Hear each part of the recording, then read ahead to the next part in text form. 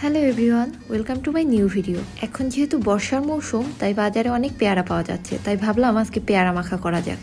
বাজার থেকে বেশ বড় সাইজের 2টা পেয়ারা কিনে এনেছি। এরপর এটাকে সুন্দরভাবে ক্লিন করে নিব। তারপর ছোট ছোট টুকরো করে নিব যাতে খেতে মজা লাগে।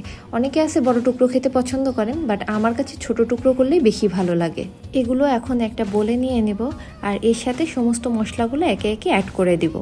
প্রথমেই অ্যাড করে দিব লবণ, এটা নির্ভর করবে পেয়ারার পরিমাণের ওপর। এরপরে সামান্য একটু বিট লবণ দিয়ে দিব। এরপরে দিব সামান্য একটু চিনি।